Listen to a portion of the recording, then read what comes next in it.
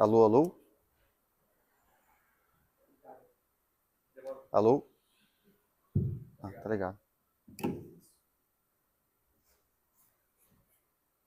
Amém, glória a Deus. Vamos orar, pessoal, para começar?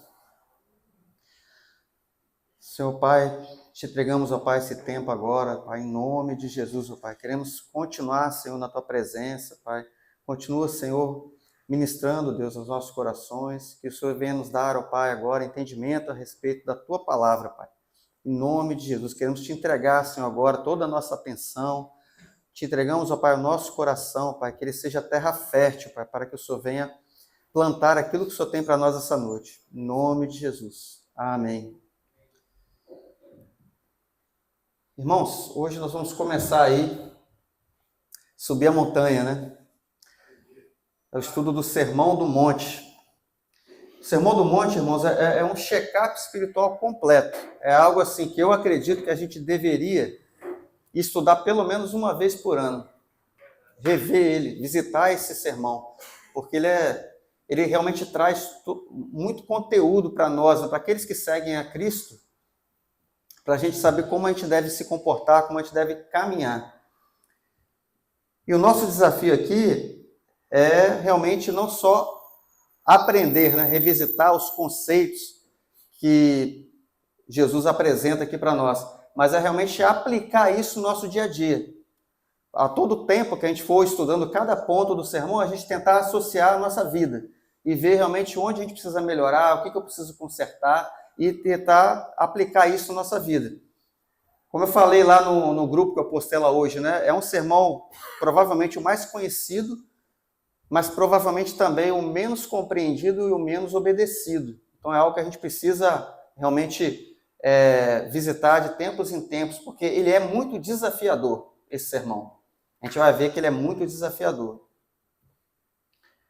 E onde começa o Sermão do Monte?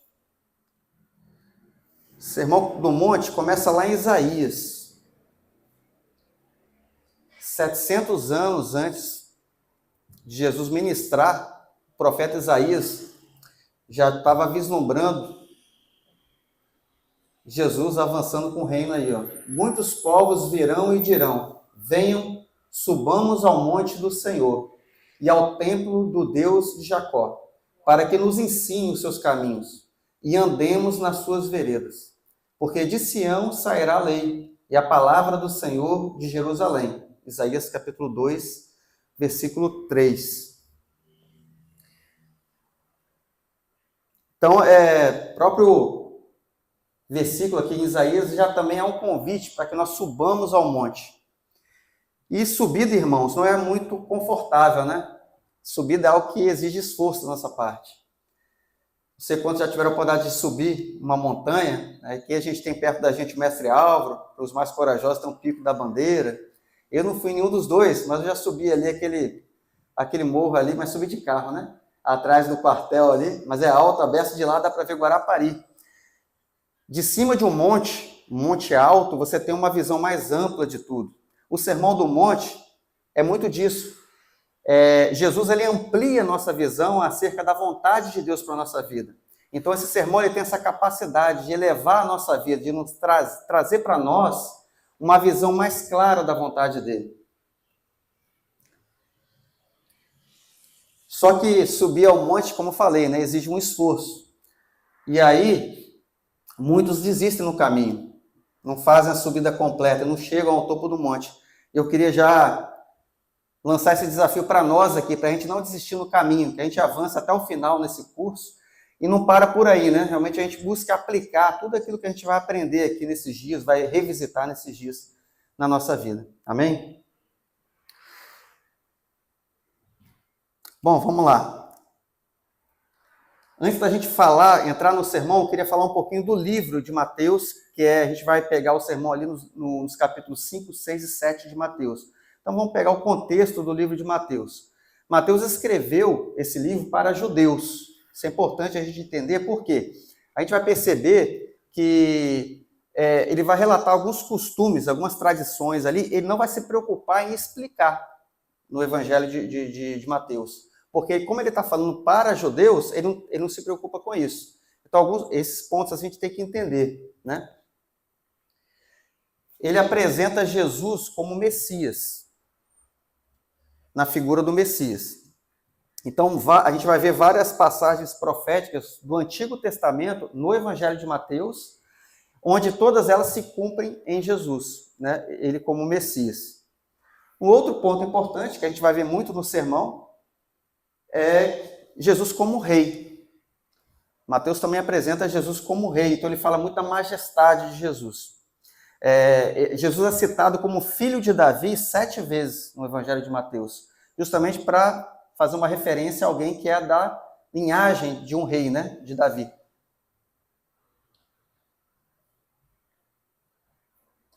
E aí, eu vou citar agora quais sermões que a gente tem no livro de Mateus. Nós temos 5 sermões de Jesus no livro de Mateus. O primeiro é esse que a gente vai estudar, Sermão do Monte, capítulo 5 ao 7. E esses sermões, eles são bem estruturados, então a gente consegue enxergar exatamente a hora que ele termina. Por exemplo, o Sermão do Monte, ele vai até o capítulo 7, e logo no primeiro versículo do capítulo 8, a gente vê assim, quando Jesus desceu do monte, ali significa que o sermão terminou. Depois vem o sermão onde ele envia os apóstolos para a missão, lá no capítulo 10. Da mesma forma, logo no primeiro versículo do capítulo 11, está lá, quando Jesus acabou de dar essas instruções, encerra o sermão ali também. Depois, Jesus ele apresenta o sermão das parábolas do reino, lá no capítulo 13. E aí também, quando Jesus acabou de contar essas parábolas, lá no próprio capítulo 13, no versículo 53. Depois Jesus apresenta um sermão onde ele usa muito o exemplo das crianças, lá no capítulo 18, mas ele fala também de perdão e fala da ovelha desgarrada, lá no capítulo 18. E no capítulo 19, primeiro versículo, quando Jesus acabou de proferir essas palavras, ele encerra o sermão também. Finalizando, tem o sermão da volta de Jesus, capítulo 24, 25. É o sermão profético ali. Quando Jesus acabou de proferir essas palavras, também encerra lá no capítulo 26, versículo 1.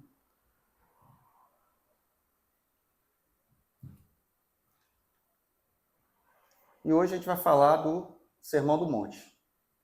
Vamos lá. Daí em diante, Jesus começou a pregar e a dizer, arrependam-se, porque está próximo o reino dos céus. Aqui é o capítulo 4, é antes do Sermão do Monte. Aqui a gente já vê Jesus anunciando, né, o que viria o reino dos céus. Arrependam-se, porque está próximo o reino dos céus.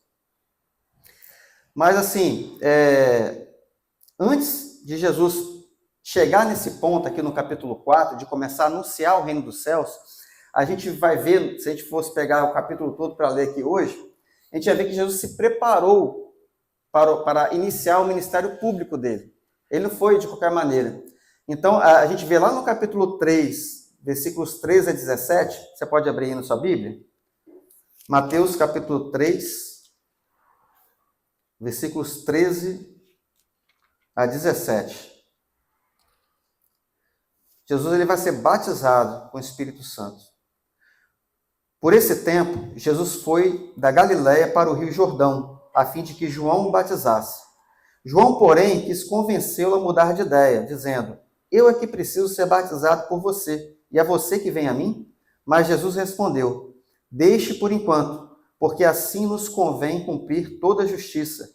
Então ele concordou. Depois de batizado, Jesus logo saiu da água, e eis que os céus se abriram, e ele viu o Espírito de Deus descendo como pomba, vindo sobre ele. E eis que uma voz dos céus dizia, este é meu Filho amado, em quem me agrado. Então Jesus ele foi ser batizado pelo Espírito Santo. Depois, um pouquinho à frente, a gente vai ver lá no início do capítulo 4, que Jesus ele foi jejuar, subiu ao monte para jejuar. Está aqui no capítulo 4, versículo 1. A seguir, Jesus foi levado pelo Espírito ao deserto, para ser tentado pelo diabo. E depois de jejuar 40 dias e 40 noites, teve fome. Então, antes mesmo de dar o Sermão do Monte, Jesus já nos dá uma grande lição. Nós que servimos no reino, nós devemos também nos preparar espiritualmente para isso. O próprio Jesus, ele se preparou, buscou ali jejum, buscou um tempo com o Pai. Imagina nós, né, irmãos? Se o próprio Jesus se preparou, a gente não vai querer fazer na força do braço.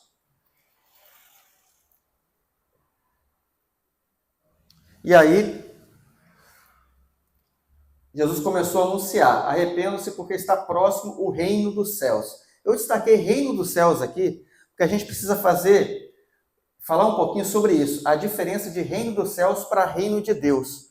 Porque se a gente não entender isso, a gente não vai entender o Sermão do Monte. Vai gerar muita dúvida na nossa cabeça. Então a gente precisa entender essa diferença. Reino dos céus é uma coisa, reino de Deus é outra. Eu não vou explicar tudo sobre isso, porque a gente levaria muito tempo, mas eu vou dar aqui as principais diferenças entre eles. E aí eu quero deixar vocês à vontade, tá, irmãos? Pode, quem quiser levantar a mão aí para falar, tal, perguntar. Vamos lá. Reino de Deus, reino dos céus. O reino de Deus, ele é eterno. É de eternidade a eternidade. Deus, ele reina por todo sempre, por toda a eternidade. Então, não tem o começo nem fim, o reinado de Deus.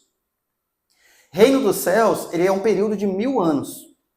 Quando Jesus voltar, ele vai reinar 1000 anos e alguns vão reinar com ele. Então, é um período limitado ali de 1000 anos. É um período que está dentro, o reino dos céus está dentro do reino de Deus. Reino de Deus fala de salvação. Reino dos céus fala de galardão. Amém? Reino de Deus, você entra no reino de Deus pela graça. A entrada é pela graça. É o sacrifício de Jesus lá na cruz. Se eu creio em Jesus, ele pagou todo o preço. Não custa nada para mim. Eu só tenho que ter fé. Eu vou crer e aí pela graça eu recebo o direito de entrar no reino de Deus. O reino dos céus é pelo esforço. Amém? A gente precisa entender isso, irmãos. Se a gente não entender isso, vai confundir nossa cabeça. Na hora que a gente entrar ali no Sermão do Monte. E eu quero citar alguns versículos para vocês.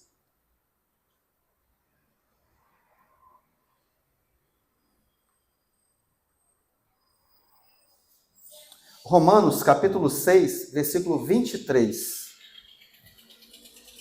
Tem muito texto para a gente poder se basear nesses conceitos, mas eu vou citar alguns que eu entendo que são já seria o suficiente aqui, né? Romanos capítulo 6, versículo 23.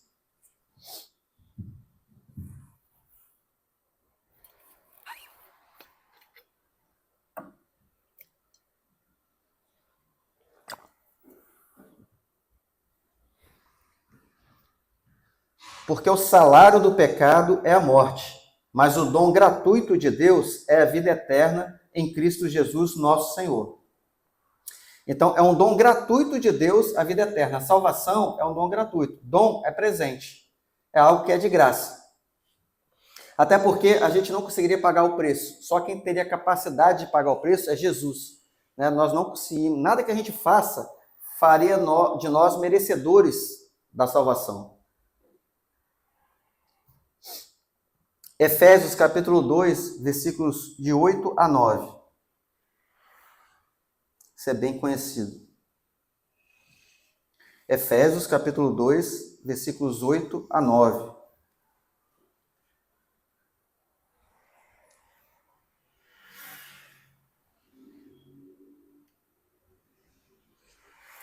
Porque pela graça vocês são salvos, mediante a fé. E isto não vem de vocês, é dom de Deus, não de obras, para que ninguém se glorie. Mais uma vez, deixando claro aqui que ela é um presente. Agora, João, capítulo 6.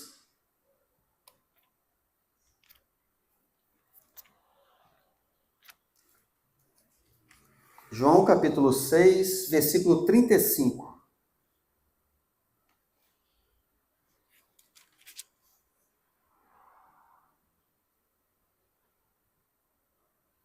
Vamos ler até o 40. Jesus respondeu: Eu sou o pão da vida. Quem vem a mim jamais terá fome, e quem crê em mim jamais terá sede. Porém, eu já disse que vocês não creem, embora estejam me vendo. Todo aquele que o Pai me dá, este se virá a mim. E o que vem a mim, de modo nenhum o lançarei fora. Porque eu desci do céu, não para fazer a minha própria vontade, mas a vontade daquele que me enviou. E a vontade de quem me enviou é esta, que eu não perca nenhum de todos os que ele me deu. Pelo contrário, eu o ressuscitarei no último dia. De fato, a vontade de meu Pai é que todo aquele que vir o Filho e nele crer, tenha a vida eterna. E eu o ressuscitarei no último dia. Então, Jesus repete aqui que de modo nenhum ele lançará fora. Então, irmãos, muitas vezes as pessoas caem no erro, incorrem no erro, de achar que você, eu vou perder a salvação. Mas a nossa garantia da salvação é a cruz, é Jesus. Nada que eu faça pode fazer eu merecer a salvação. Mas uma vez que eu recebi pela fé, nada que eu faça vai fazer perder também, porque ela não é baseada em mim, não é nada que eu fiz que me deu esse direito. Amém? Só que quando você alcança a salvação, existe uma transformação em você, e você passa não por medo, mas por amor a Ele, querer fazer a coisa certa. Então, não é que, já que eu não vou perder a salvação, então eu vou pecar agora tranquilamente. Quem de fato é salvo não consegue viver assim, em pecado. Quem de fato é salvo, ele não vai ficar em paz numa vida de pecado, ele vai se entristecer, porque o Espírito Santo habita nele. E ele vai querer o tempo todo fazer a vontade de Deus, né? E o Espírito Santo coopera com isso. Então, eu respeito, tá? Existem pensamentos ali, um viés teológico que acredita que se perde a salvação. Eu respeito, mas eu entendo assim que a palavra é muito clara em relação a isso, de que nós realmente recebemos isso como graça. E a garantia da nossa salvação não está em nós, está em Cristo. Amém? Quando a gente vê alguns textos que falam de mérito, estão relacionados ao reino dos céus, porque o reino, sim, é a força. Tem uma ilustração que o pastor Júnior me passou, que eu acho que é muito boa para explicar isso. Vamos pensar numa faculdade, tá? A matrícula da faculdade e todas as mensalidades da faculdade estão pagas. É o que Cristo conquistou para nós, a salvação. Então, beleza, eu não tenho que pagar, não vai me custar nada entrar na faculdade. Só que para eu conseguir o diploma, eu tenho que estudar, eu tenho que ralar. Entendeu? Está lá para eu fazer. O diploma é o reino dos céus, é o milênio. Entende? Então todos nós que cremos em Cristo, nós temos o acesso. Está ali de mão beijada, a matrícula está feita, a mensalidade paga, você tem acesso ao Pai, você tem o Espírito Santo para te conduzir, você pode realmente avançar para alcançar o reino dos céus, alcançar o milênio e reinar com Cristo. Nem todos vão reinar, porque alguns não vão subir a montanha, alguns vão desistir no meio do caminho. Entende? Então a gente tem que diferenciar o que é pela graça e o que é por esforço. Confundi mais ou clareou mais? Amém?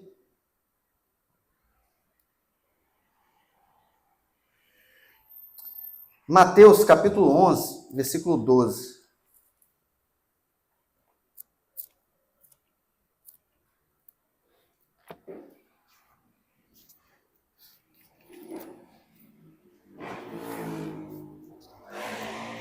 Mateus capítulo 11, versículo 12. Desde os dias de João Batista até agora, o reino dos céus sofre violência e os que usam de força se apoderam dele. Está vendo aqui? Reino dos céus. Os que usam de força se apoderam dele. É pela força, por esforço, o reino dos céus. Amém?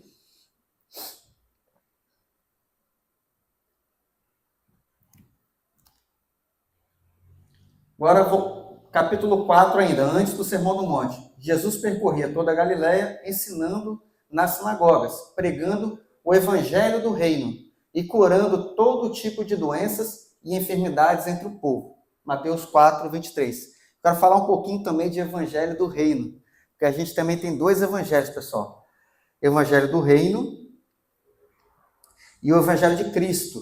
O evangelho de Cristo também recebe outras nomenclaturas, né? Mas o mais comum é o evangelho de Cristo. E aí vamos falar um pouquinho também da diferença aqui, para a gente também não confundir na hora que a gente lê e confundir as questões de salvação e milênio. Né? Evangelho de Cristo, evangelho do reino.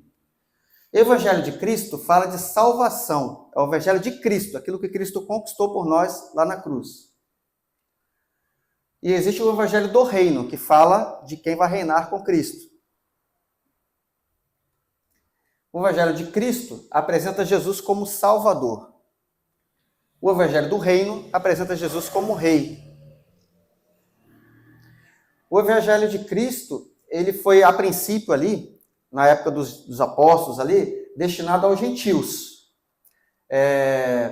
Paulo foi enviado aos gentios para pregar o evangelho de Cristo. E o evangelho do reino aos judeus, primeiro aos judeus. Pedro ficou encarregado de anunciar o evangelho do reino. O evangelho de Cristo é o evangelho para a incircuncisão.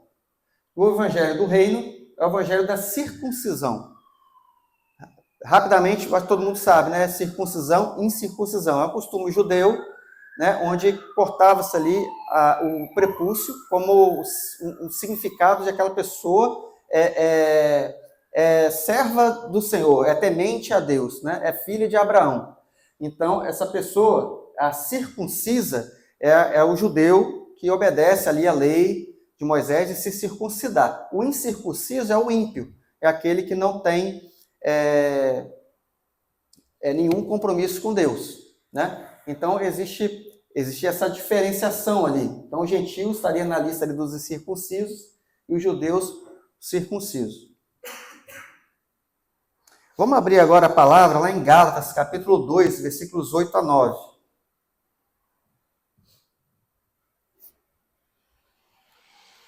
Gálatas, capítulo 2, versículos 8 a 9.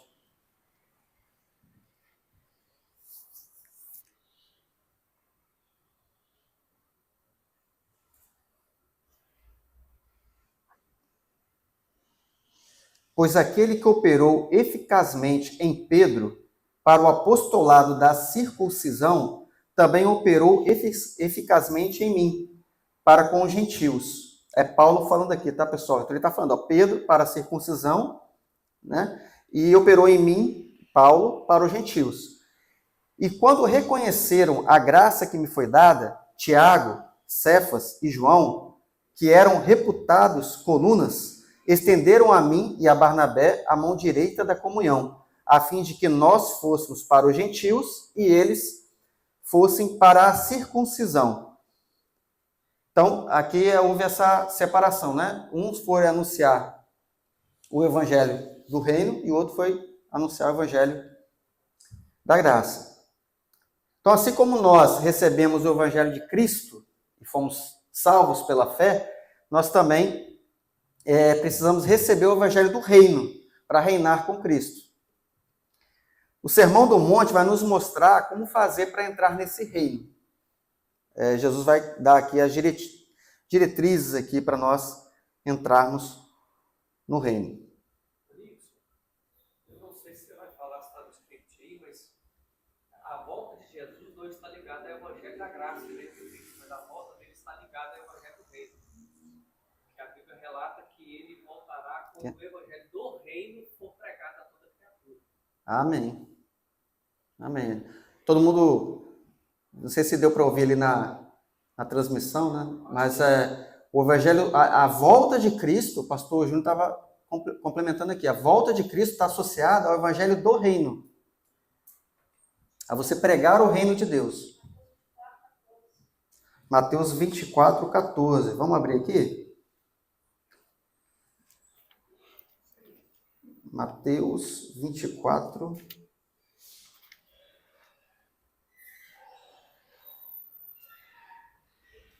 E será pregado este evangelho do reino por todo o mundo, para testemunho a todas as nações. Então virá o fim. Amém. Glória a Deus. E aí, irmãos, assim, é bom a gente também falar o seguinte, essa questão de incircuncisão e circuncisão acabou, tá? Isso é coisa do passado. Hoje, a partir do momento que nós reconhecemos Jesus como nosso Senhor e Salvador, nós estamos na classificação dos circuncisos, espiritualmente falando. Amém? Então, nós estamos aptos ao Evangelho do Reino, a entrar no Reino. Nós temos esse acesso, tá? A nós também.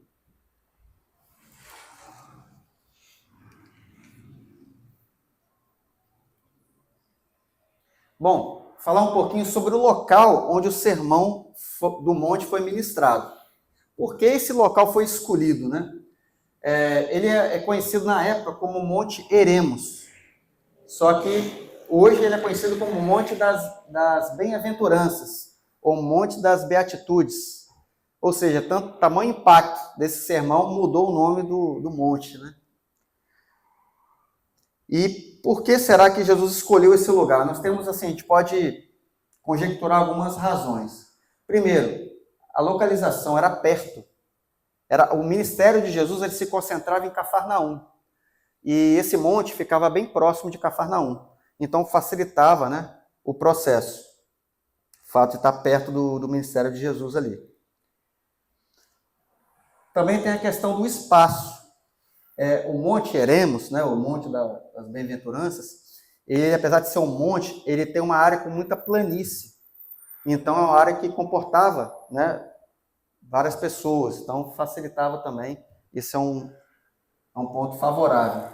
Além disso, tinha a questão da acústica, porque beirava o monte ali o Mar da Galileia. E aí o vento que vinha do mar favorecia Jesus, que estava de costas para o mar, a questão da acústica, a voz dele chegar para uma quantidade boa de pessoas, né? Então isso também favorece o sermão ser ministrado ali ao público, né? Local aberto. E o propósito do sermão tem a ver com propósito. Cara, incrível isso. Moisés, quando foi entregar a lei, ele subiu ao monte. Jesus, para entregar a nova versão, a lei 2.0, ele também subiu ao monte. Amém? Então tem a ver com o propósito do sermão também.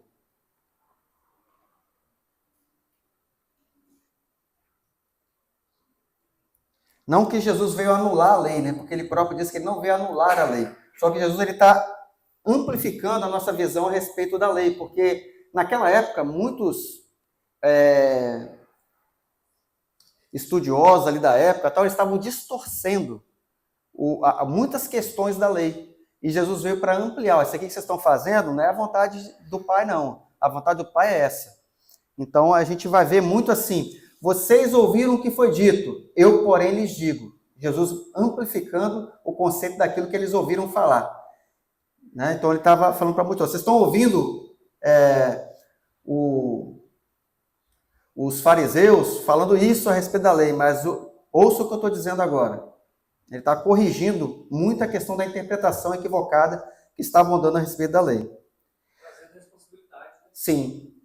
E o propósito do Sermão do Monte, ele não é evangelístico, irmãos. Jesus não foi falar para a multidão. Apesar de uma multidão estar próxima ali e tal, quem se aproximou mais de Jesus ali para ouvir foram os discípulos. E o propósito do sermão era realmente ministrar aos discípulos. Né? É para nós esse sermão, para aqueles que creem em Cristo, para aqueles que reconhecem Jesus como rei. É o sermão para os súditos do reino. Amém?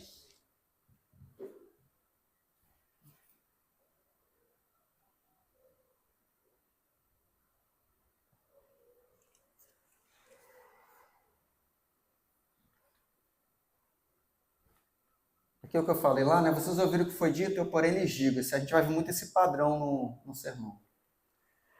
Então vamos lá, aqui é o sermão propriamente dito, capítulo 5, versículo 1 e 2. Ao ver as multidões, Jesus subiu ao monte e ele se assentou e os discípulos se aproximaram dele. Então ele passou a ensiná-los. Então aqui fala de multidão, mas quem se aproximou dele mais ali foram os discípulos. E esse era o foco do sermão, os discípulos.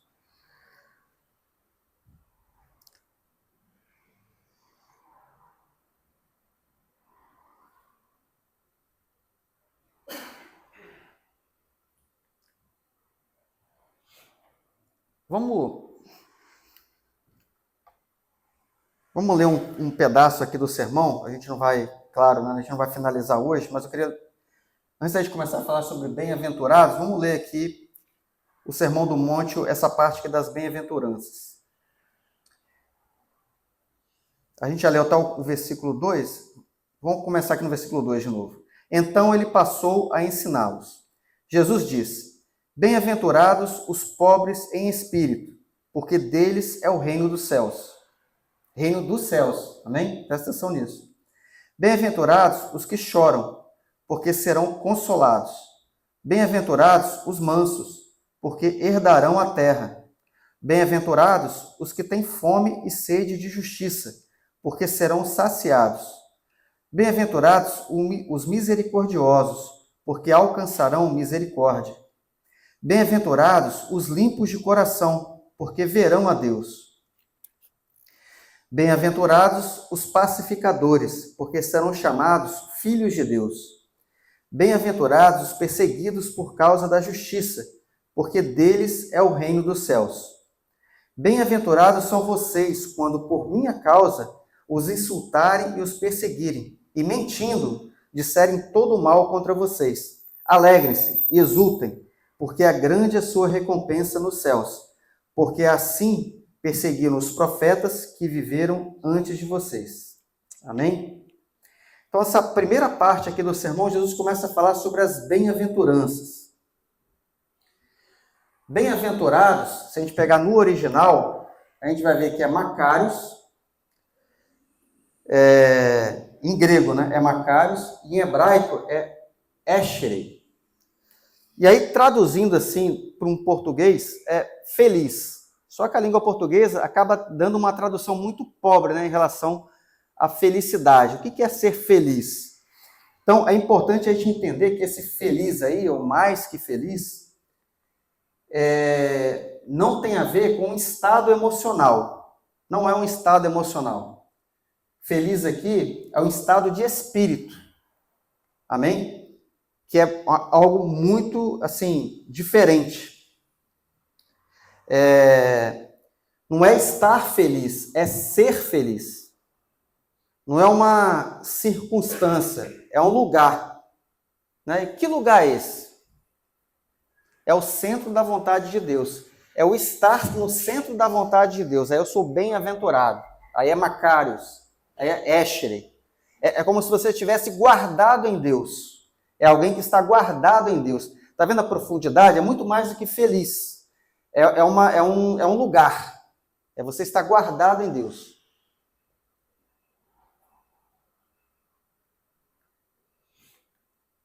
Então vamos lá nas bem-aventuranças, né? Os pobres em espírito. Bem-aventurados os pobres em espírito, porque deles é o reino dos céus. Versículo 3. Vamos lá, vamos ver primeiro o que não é, né? Não tem a ver com a questão de ser rico ou pobre. Muita gente interpreta, né, esse versículo, né? Pobre de espírito, talvez por conta da palavra pobre e tal, tem a ver com essa questão da pobreza, da riqueza, tal. E também vão tirar também esse estigma de que o cara, se é pobre, ele é humilde, se ele é rico, ele é soberbo. Porque tem muita gente que é pobre e é soberbo. E tem muita gente que é rica e é humilde. Não tem a ver com a condição financeira aqui, tá? Aqui tem a ver com a dependência de Deus. É você reconhecer que você precisa de Deus, você não tem uma altivez de espírito, você é pobre em espírito, a ponto de reconhecer a sua dependência de Deus. Você, para fazer a vontade de Deus, você precisa do Espírito Santo. Você não pode fazer sozinho, você é incapaz, você é dependente. Você não consegue caminhar sozinho. Então, essa pessoa que tem essa consciência, ela é alguém bem-aventurada. Porque o intuito de Deus é que essa caminhada nossa aqui na Terra não seja uma caminhada sozinho. É uma caminhada em comunhão com Ele. Então, nós devemos andar na dependência dEle.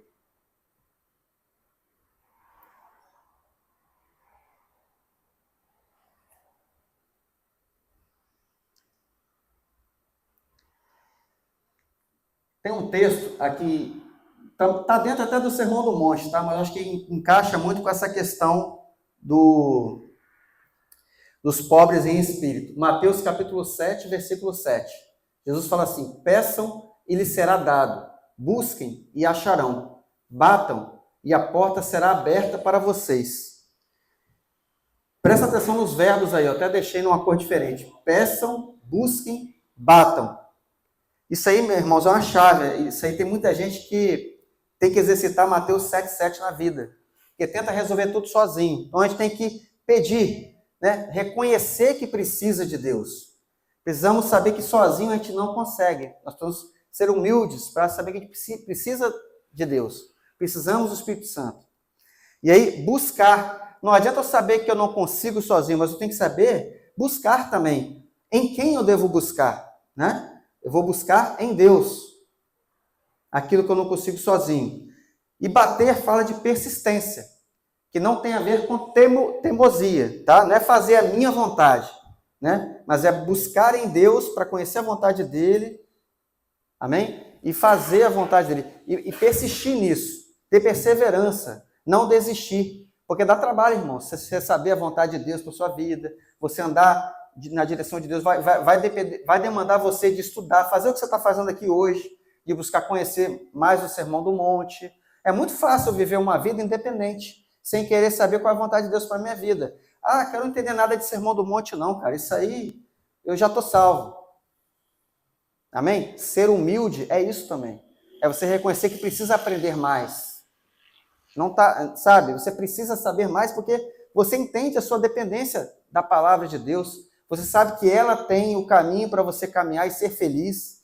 Você sabe que do seu jeito, você não vai alcançar o que você precisa. É o jeito de Deus para a sua vida. Você reconhece que Ele sabe te direcionar no caminho que você deve andar. É tanta gente, sabe, cheia de... Lembra do sermão do domingo agora, né? Aquela galera que pega a palavra para poder avaliar se concorda, se não concorda. O avaliado somos nós. Né? Eu tenho que ser avaliado ali na hora. Não é eu pagar e, isso aqui eu acredito, isso aqui não concordo não. Irmãos, não dá, né? Então é dessa humildade que a gente está falando. Salmos, capítulo 40, versículo 17. Eu sou pobre e necessitado, porém o Senhor cuida de mim. Tu és o meu amparo e o meu libertador. Não te demores, ó Deus meu. Davi, Salmo de Davi. Davi já era rei, mas Davi não perdeu a humildade. Davi era alguém pobre em espírito. Apesar de todo o poder que ele tinha, ele era rei, né, de um exército poderoso, cheio de ouro, tal. Estava ali, ó, eu sou pobre e necessitado. Apesar de todo o ouro que ele tinha, de todo o poder que ele tinha, todo o poderio militar que ele tinha, isso não subiu a cabeça de Davi. Eu continuo sendo pobre e necessitado. Diante de Deus, eu não sou nada. Isso aqui não significa nada. Esse ouro aqui não é nada diante do que Deus é para a minha vida. Entendeu? Às vezes, meu irmão, a gente lembra de Deus quando a gente está na situação ruim. Aí a gente é humilde em espírito, pobre em espírito. Mas basta vir, de repente, uma oportunidade financeira maior, a vida começa a ficar mansa, tranquila, aí, cadê o pobre em espírito? Foi embora. Já tá, sabe, na crista da onda ali, esquece. Então, é isso. É não perder essa humildade. Tá vendo como é que Cristo ele vai aumentando o nível, o sarrafo? A gente vai vendo ali que é desafiador o Sermão no Monte. Os que choram. Bem-aventurados os que choram, porque serão consolados. Mateus capítulo 5, versículo 4. Não é ganhar no choro, tá, irmãos? Não é você chegar e achar assim, beleza, então é só chorar, que eu estou bonito na fita, Deus vai me atender. Não é só orar chorando, Deus está feliz. Não é disso que Jesus está falando aqui. Jesus está falando de um quebrantamento. É você ter um espírito quebrantado diante de Deus, você estar sensível ao Espírito Santo. É aquele choro pelo perdido, sabe? Você não está indiferente a alguém que está sem Jesus na rua. Você olhar aquele bar lotado de gente bebendo, isso, sabe, mexer com você, tocar no seu íntimo, no seu espírito. Meu Deus, cara, quanta gente indo para o inferno. A gente não pode normalizar pessoas indo para o inferno. Pessoas da nossa casa, da nossa família. Então, você chorar por pessoas que você ama, sabe? Pessoas da sua casa. Mas, principalmente, é você chorar pelo seu pecado. É você se entristecer quando você pecar, sabe? Tem que haver esse quebrantamento em nós, irmãos. É o que eu falei. Uma vez que você entregou sua vida para Cristo, se você viver pecando, cara, tem alguma coisa errada. Se isso não te incomodar, tem alguma coisa muito errada. Eu te aconselho você voltar atrás e dar uns passos para trás ali e buscar Deus com muita urgência. Porque não pode ser normal, tá? O pecado tem que ser um acidente na nossa vida. E toda vez que a gente pecar, isso tem que nos tocar. Tem que haver um entristecer no nosso coração. Então é desse quebrantamento que Jesus está falando aqui. Bem-aventurados os que choram, aqueles que são sensíveis ao Espírito Santo.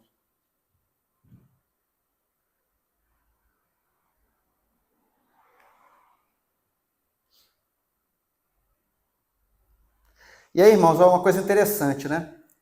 Uma coisa é você ser pobre em espírito. Amém? Reconhecer sua dependência de Deus. Sua condição espiritual. Outra coisa é você chorar por isso. Quando você une as duas coisas, como você vê assim, como uma coisa complementa a outra, tá?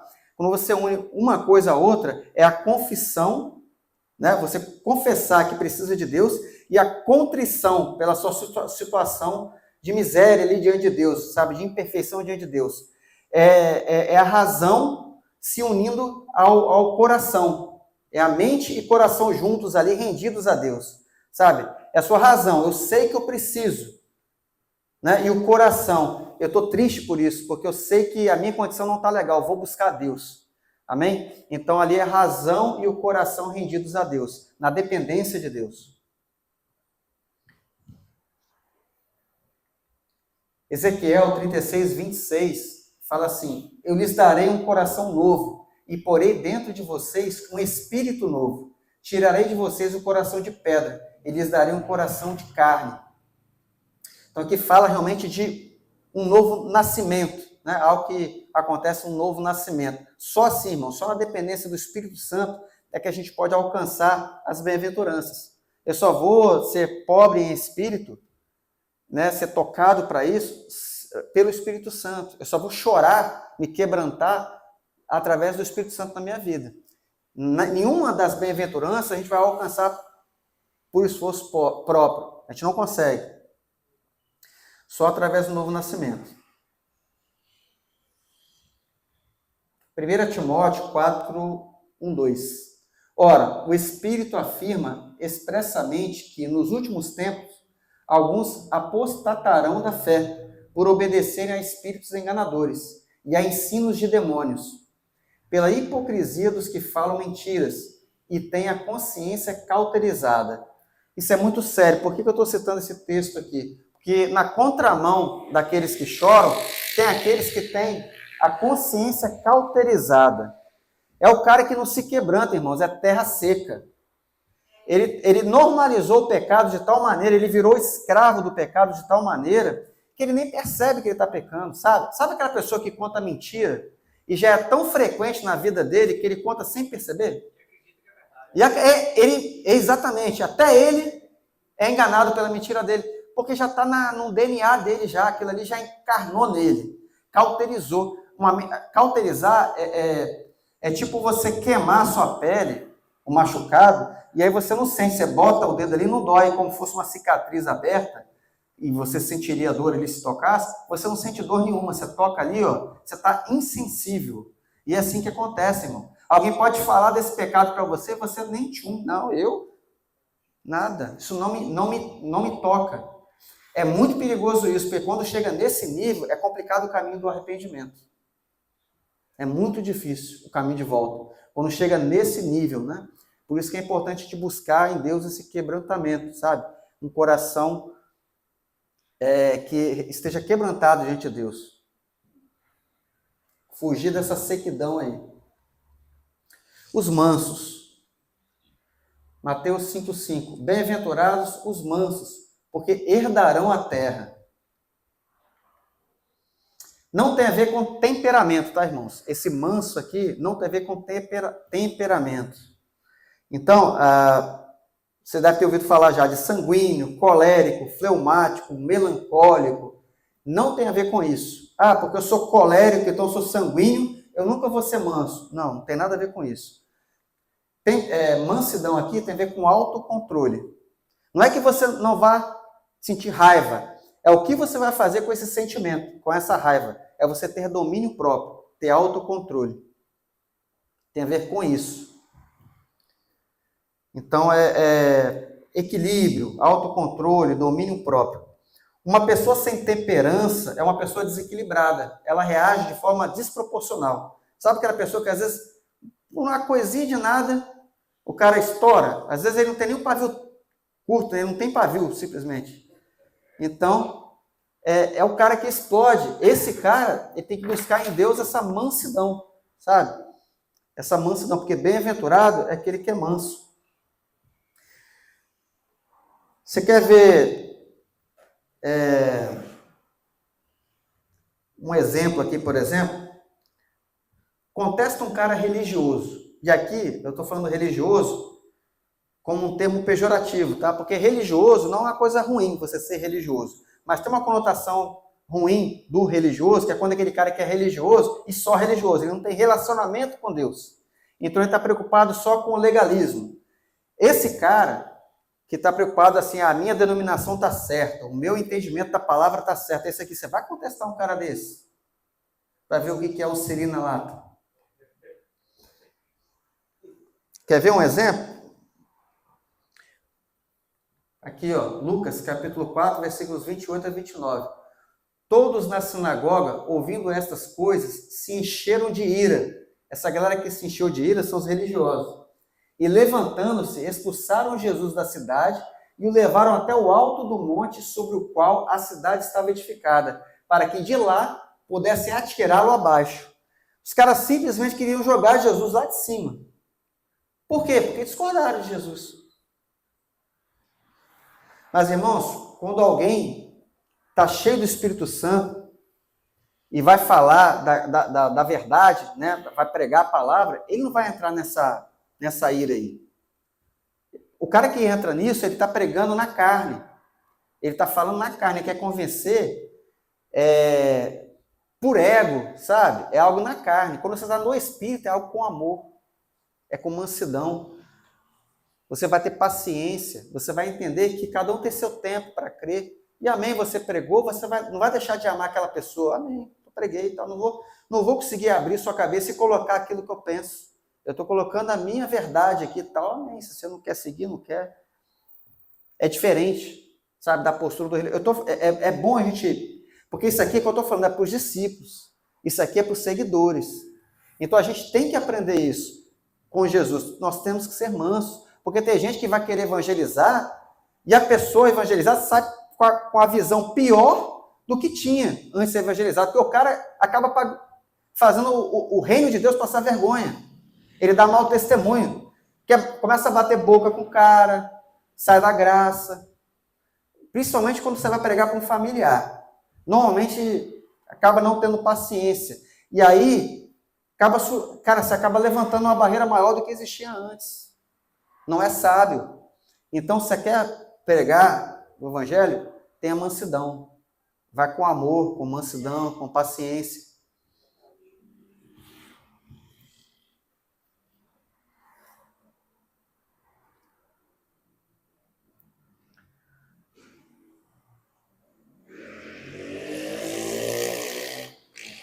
Gálatas, capítulo 2, 19 e 20. Porque eu, mediante a própria lei, morri para a lei, a fim de viver para Deus. Estou crucificado com Cristo. Logo, já não sou eu quem vive, mas Cristo vive em mim. Paulo falando dele próprio. Já não sou eu que vivo, é Cristo que vive em mim. Às vezes o cara, ele não consegue ser manso porque ele está muito vivo. Sabe? Às vezes você está perdendo a cabeça É porque você está muito vivo, irmãos. Quando você realmente está com muita reputação, sabe? Você está muito cheio de você mesmo, cara. Se é Cristo que está vivendo em você, pouco importa se você está com a razão. Importa é que Cristo seja exaltado. Amém? Que o reino cresça. Não tem a ver com você, sabe?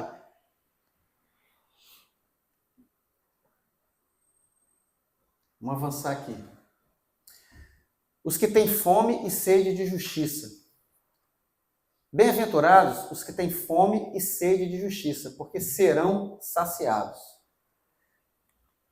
Isso não tem a ver com sede de vingança, tá, irmãos? Fome e sede de justiça não tem nada a ver com sabor de mel aí, tá? Com sede de vingança. Isso aí tem a ver com retidão, porque a gente não está falando de justiça própria, é a justiça de Deus. Amém? Então, quando eu falo que eu tenho sede, fome e sede de justiça, é porque eu estou zelando pela palavra de Deus. Tem a ver com retidão, tá? Tem a ver com conduta moral, com integridade. É disso que está falando.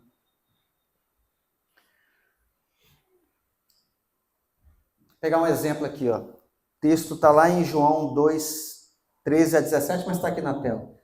Estando próxima a Páscoa dos judeus, Jesus foi para Jerusalém e encontrou no templo os que vendiam bois, ovelhas e pombas, e também os cambistas assentados. Tendo feito um chicote de cordas, expulsou todos do templo, com as ovelhas e os bois. Derramou o dinheiro dos cambistas pelo chão, virou as mesas e disse aos que vendiam as pombas: tirem essas coisas daqui, não façam da casa de meu pai uma casa de negócio. Os seus discípulos se lembraram que está escrito: o zelo da tua casa me consumirá. Eu imagino que os discípulos devem ter tomado um susto. Eu acho que eles nunca tinham visto Jesus agir daquela forma. Jesus virou a mesa dos cambistas, né? Acabou com aquela farra que estava acontecendo ali, porque eles estavam fazendo daquilo ali um comércio, sabe? E é importante citar esse texto, porque essa é a verdadeira sede, fome e sede de justiça, tá? Porque Jesus está defendendo as coisas do reino aqui, sabe? E aí é importante dizer que não tem a ver com você ser omisso, tá? Você ser manso, a gente falou de mansidão lá atrás, não tem a ver de você ser manso, você ser omisso, tá? Jesus não foi omisso aqui, ele foi firme, tá? Então, tem essa questão aí. A gente não pode se calar diante da injustiça, diante de uma mentira. Então, esse exemplo de Jesus é muito importante para nós. Ser manso, mas não ser omisso. E, voltando aqui para o texto, bem-aventurados os que têm fome e sede de justiça. Não é simplesmente buscar a justiça. O texto fala aqui, ó, ter fome e sede. Pensa quando você sentiu fome. Está num jejum prolongado, aí pensa, aquela fome que bateu. Ou você está um tempão sem beber água, tal, aquela sede que bateu. É isso, é fome e sede de justiça. Então tem que ser algo, irmãos, que queima dentro de nós. Essa fome e sede de justiça, principalmente na nossa vida. Eu quero andar em retidão, sabe? Eu preciso andar em retidão. Eu quero fazer a vontade de Deus. Me incomoda quando eu não faço. Se eu deslizo, se eu vou para um caminho torto aqui, isso me traz tristeza, isso me incomoda, porque eu tenho fome e sede de andar em retidão. É fome e sede de justiça. É disso que Jesus está falando. Principalmente na nossa vida.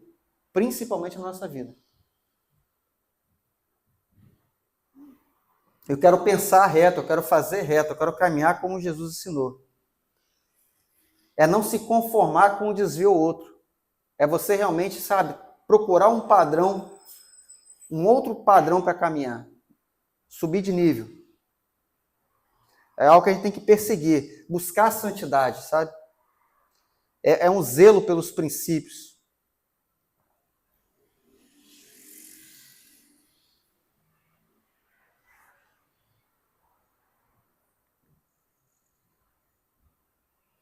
Porque eu afirmo que se a justiça de vocês não excederem muito a dos escribas e fariseus, jamais entrarão no reino dos céus. 5:20. Reino dos céus, tá vendo? Não tem a ver com salvação aqui, mas Jesus está falando, se a justiça de vocês não exceder em muito a dos escribas e fariseus, vocês não vão entrar no reino dos céus, não.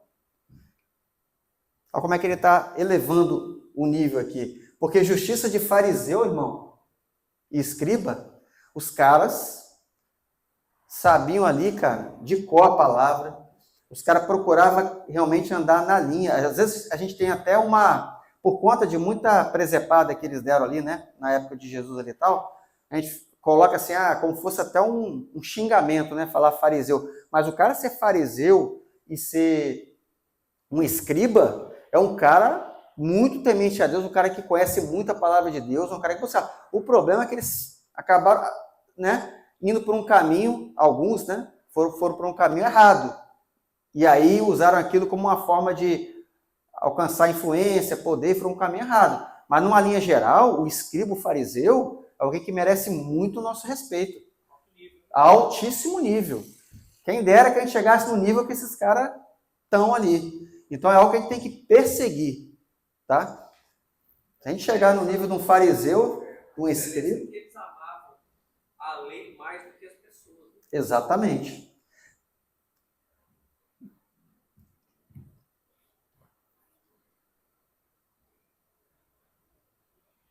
Então, assim, Jesus faz esse alerta aí para a nossa justiça, né?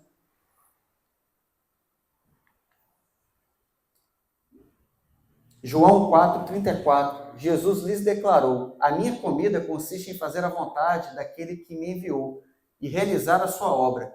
Olha o exemplo de Jesus aqui, a comida dele era isso. Então, tem a ver com o que ele mesmo falou, né? Jesus, ele prega aquilo que ele vive, né? Então, ele está falando, você tem que ter fome e sede, assim como eu tenho fome e sede, você tem que ter fome e sede de fazer a coisa certa. Então, fazendo uma paradinha aqui, nas quatro primeiras bem-aventuranças, a gente vai ver aqui que é algo progressivo, né? Primeiro, eu sou pobre em espírito. Isso me leva a uma dependência de Deus, uma dependência do Espírito Santo. Então eu vou depender totalmente de Deus. Eu reconheço isso. Depois, um quebrantamento, que são aqueles que choram. Bem-aventurados aqueles que choram.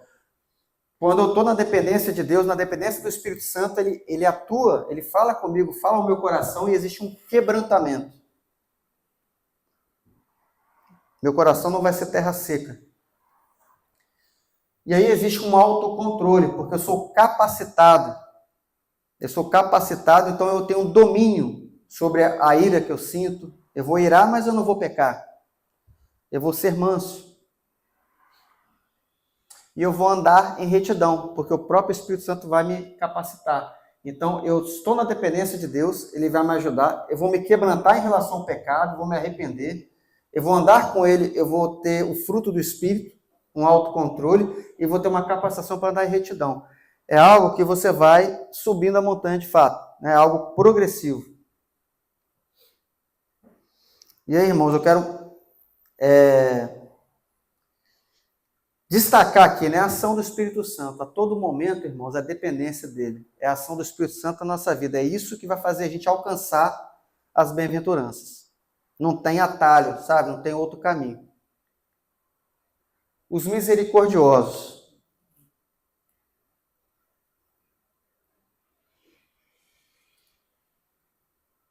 Peraí, mas antes disso, vamos voltar aqui. Queria falar um pouquinho sobre a questão da dependência do Espírito Santo. Se eu buscar as bem-aventuranças sem o Espírito Santo, eu vou cair em dois caminhos terríveis. Terríveis. Um deles pode ser um otimismo superficial. Eu vou ter aquele otimismo, eu estou conseguindo, sabe? De repente você está lutando contra um pecado e você vai pelo esforço, gastando todo o seu foco, seu esforço, na sua capacidade de lutar contra aquilo. Você vai até conseguir algumas vezes, mas logo, logo você vai desistir. Então, é um otimismo superficial. Então, irmão, o nosso esforço, o nosso foco tem que ser na luta contra o pecado. A gente vai lutar contra o pecado, mas a gente não vai lutar sozinho. O nosso esforço é em buscar Deus. Gálatas 5,16 fala assim: enchei-vos do Espírito e não satisfareis a concupiscência da carne, os desejos da carne. Então, à medida que eu sou cheio do Espírito, eu vou estar capacitado, empoderado para fazer a vontade dele. E aí, irmãos, o fardo é leve. Uma coisa é eu tentar sozinho, outra coisa é eu estar cheio do Espírito Santo. Então, vamos gastar nossa energia em buscar ele. Vamos buscar ele, que ele vai nos capacitar. Ele vai transformar a nossa vontade, ele vai gerar em nós domínio próprio, ele vai gerando isso em nós. Então, sem o Espírito Santo, o caminho é terrível. Um otimismo superficial, eu vou tentar sozinho, não consigo. Ou um desespero sem fim. Porque eu vou chegar uma hora que eu vou falar, cara, isso é impossível. Eu vou ler o Sermão do Monte 758 vezes, eu vou falar, eu não consigo, é impossível. O que Jesus está me pedindo aqui não tem condições. Muita gente acha que Deus é um Deus tirano quando lê a Bíblia, mas não entende que ele não pede para que a gente faça sozinho. A obra é ele que faz na nossa vida, irmãos. O problema é a pessoa querer fazer sozinho. Tem que haver uma dependência. É através do Espírito Santo que a gente vai conseguir ser transformado. É através do Espírito Santo que nós vamos ser santificados. É de glória em glória, à medida que a gente vai se achegando na presença dele. Amém? Irmãos, eu acho que eu vou parar por aqui, 9h20 já. Semana que vem a gente avança mais. Amém? A gente vai caminhando bem devagarzinho, vai subindo bem devagarzinho. Sobre essas 4 bem-aventuranças, sobre essa introdução, alguém quer colocar alguma coisa, quer colocar alguma dúvida? Amém? Bem, vamos agradecer a Deus então esse tempo, né? Pai, obrigado, Pai. Obrigado pela Tua palavra, Senhor. Obrigado pelo Teu Espírito Santo, ó Deus. Obrigado porque nós não estamos sozinhos, Pai. Obrigado porque a Tua palavra nos ensina, ela nos conduz. Obrigado por esse sermão do monte, Pai, que traz tanta clareza, Pai, a respeito da vontade de Deus, nos ensina exatamente o que devemos fazer, como devemos agir. Pai, que o Senhor esteja, Pai, cravando, Pai, essa palavra no nosso coração, Deus, em nome de Jesus, Pai, nos ajuda, Pai, que ao longo da semana, Pai, isso que a gente estudou aqui, Pai, essa pequena parcela desse sermão, Pai, que o Senhor venha nos ensinar ao longo da semana, nos faça refletir sobre essas coisas, Pai, que nós possamos ser mansos, que nós possamos ser dependentes do Senhor, Pai, pobres em espírito diante de Ti, que haja em nós, ó Pai, uma fome, uma sede de justiça, Deus. Em nome de Jesus, ó Pai, que nós venhamos, ó Pai, ser daqueles que choram, Pai. Traz as lágrimas de volta, Deus. Que haja quebrantamento, Pai. Quando nós chegarmos diante do Senhor, ó Pai, contemplando a Tua palavra, Deus, e nós percebemos ali que é o Senhor falando conosco, Pai, quebranta o nosso coração, Deus. Pai, quando nós estivermos orando diante do Senhor, confessando um pecado, que haja um quebrantamento em nós queremos chorar diante do Senhor, Pai. Faz de novo em nós, ó Pai. Gera, Deus, um avivamento em nós, Deus, em nome de Jesus, ó Pai. Nós queremos viver, ó Pai, dias derramados diante do Senhor, Pai. Quebrantados, sensíveis ao Teu Espírito Santo, sensíveis à Tua voz, Senhor. Em nome de Jesus. Obrigado, Pai. Que nós venhamos retornar para nossas casas em segurança, Deus. Guarda a nossa vida, guarda a nossa família, guarda tudo aquilo que leva o nosso nome. Nós Te agradecemos e Te louvamos. Em nome de Jesus. Amém. Amém. Glória a Deus.